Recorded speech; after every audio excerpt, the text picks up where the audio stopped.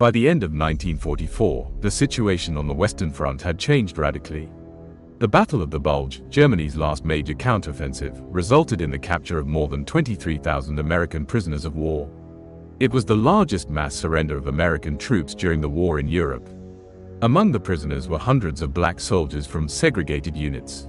Winter of 1945, Bad Aue prison camp, Germany. A German Wehrmacht guard watches over another batch of American soldiers captured during the Battle of the Bulge. Routine procedure: whites to the main camp, blacks to separate barracks with reduced rations. The racial hierarchy of Nazi Germany works as precisely as a Swiss watch. The guard shouts orders in German, not expecting any of these soldiers to understand him. And suddenly one of the black soldiers answers, in perfect, literary German, without an accent, with proper military address and perfect grammar. The guard freezes. It's impossible. According to the racial theory he had been taught for years, according to the intelligence reports of the Wehrmacht, according to everything he believed, this could not be. Black soldiers don't speak German. They don't understand military tactics. They don't get an education. But the reality facing him in a dirty military uniform completely refutes his worldview. This is the story of how thousands of educated black American prisoners of war during World War II destroyed the racial stereotypes of the Nazi captors using the only weapons available to them: knowledge, languages, and intelligence. By 1944, the German military machine had well-established procedures for processing prisoners of war. There were standard interrogation protocols, classification of prisoners by rank and specialty, and distribution by camp. The Abwehr's intelligence reports contain detailed information about the structure of the American army, tactics, and weapons. But there was a fatal gap in these reports. The Nazi racial ideology had penetrated so deeply into German military thinking that analysts simply did not consider the possibility that black soldiers might have a high level of education, speak foreign languages, or understand complex military issues. The stereotype was simple and convenient: black Americans are uneducated workers who are called up to perform auxiliary functions and are not capable of intellectual activity. The reality turned out to be completely different. Among the captured black soldiers were university graduates with degrees in linguistics, European history, and engineering. There were teachers who taught German language and literature in American colleges. There were descendants of German immigrants who grew up in bilingual families and spoke German since childhood. There were students who studied European languages and culture and spent semesters abroad before the war.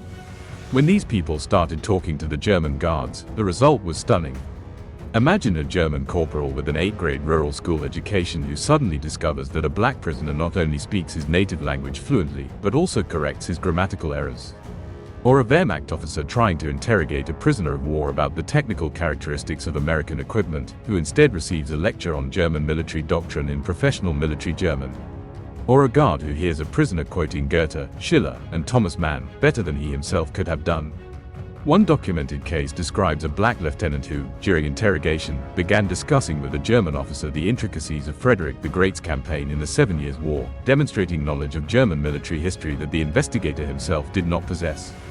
Another prisoner of war, a former engineering teacher, explained the principles of diesel engines in technical German using professional terminology that German technicians could hardly understand. These meetings created deep cognitive dissonance. For years, these people have been taught that there is a clear racial hierarchy, that the Aryan race is superior to all others intellectually and culturally. And suddenly they were faced with living refutations of this theory, people whom they were told to consider inferior, who were clearly superior to themselves in education and culture. In prison camps, knowledge of the German language turned from an academic skill into a survival tool. Black prisoners were systematically treated worse than their white counterparts. The official policy, approved by both the German command and paradoxically the American military authorities, provided for racial segregation even in prisoner of war camps. White American prisoners received Red Cross parcels containing extra food, cigarettes, medicines, and books. They were provided with medical care in accordance with the Geneva Convention. They could correspond with the house, participate in organized entertainment events, and receive religious services. Black prisoners received half of the standard ration. They were denied medical care even in the case of serious injuries or illnesses. They were housed in the worst barracks without heating. Access to Red Cross parcels was restricted or completely prohibited. The German authorities justified this by following American standards of racial segregation. Under these conditions, German language proficiency became a critical advantage. Prisoners who spoke German could contact the camp administration directly, bypassing unscrupulous translators who sometimes deliberately distorted the requests of black prisoners. They could quote specific provisions of the Geneva Convention in the original language, which was much more effective than relying on translations. They could negotiate additional rations for their sick comrades using legal arguments and appealing to international law. Some prisoners used their technical knowledge as a bargaining chip. The German war economy was in desperate need of skilled labor, especially by 1945, when Allied bombing destroyed much of the industrial infrastructure. Engineers and technicians among the prisoners of war could be assigned to relatively secure workshops with better working conditions and food. This created an ethical dilemma. By working for the German military industry, they were helping the enemy to continue the war. But refusal meant starvation or working in open-air quarries, which in winter conditions was actually a death sentence. Many found a compromise. They agreed to work, but carefully sabotaged production by introducing minor defects in products or deliberately reducing productivity in a way that was not obvious. His command of the language also allowed him to eavesdrop on the guards' conversations. By the spring of 1945, as Germany's situation became increasingly desperate, guards often discussed news from the front lines, unaware that some prisoners understood every word. This information was vital. Knowing that Allied forces were approaching, the prisoners could plan how to survive in the chaos that would inevitably ensue when the camp was evacuated or simply abandoned. In the absence of official protection from the military authorities of both countries, black prisoners of war created their own informal survival structures. The natural leaders were not necessarily officers of the highest rank, but those who knew the language and could effectively interact with the camp administration. These informal leaders played a critical role. They negotiated the allocation of scarce resources, protected weaker comrades from the arbitrariness of the guards, organized information exchange and morale maintenance. Some used their knowledge of German military protocol to enforce formalities, for example, insisting that punishments be approved by the camp commandant rather than applied arbitrarily by ordinary guards. It sometimes saved lives. German guards, especially young conscripts or elderly reservists, were often not fanatical Nazis and could be persuaded to follow the rules if they were quoted correctly. A prisoner who was able to refer to a specific paragraph of a specific order in correct military German was much more likely to avoid being beaten or shot for a minor violation than someone who could not explain his position. There are documented cases where educated black prisoners literally tore their comrades out of the hands of the SS, appealing to formal military procedures and threatening to file a complaint with a higher command. In the chaotic situation at the end of the war, when many German soldiers were already thinking about the post-war period and possible military tribunals, such threats sometimes worked. For the German guards, the daily interaction with educated black prisoners created a psychological crisis. The years of Nazi propaganda had given them a clear picture of the world based on racial hierarchy. And suddenly this picture began to crack at the seams.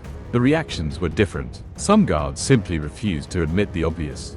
They declared educated black prisoners to be exceptions, people with white ancestry, the results of racial mixing. They clung to their ideology, despite the daily evidence of its falsity. Others began to quietly doubt. Post-war diary entries and memoirs of German servicemen show that for some, the experience of communicating with black prisoners of war was the first crack in their Nazi worldview. One former guard wrote, "I was told that they were primitive and incapable of education. But the prisoner I was talking to knew more about Goethe than my high school teacher. How is this possible if everything we've been told is true?" There were also those who began to actively reconsider their views. By the spring of 1945, when Germany's defeat became apparent, some guards tried to build relationships with the prisoners, hoping for leniency after the war.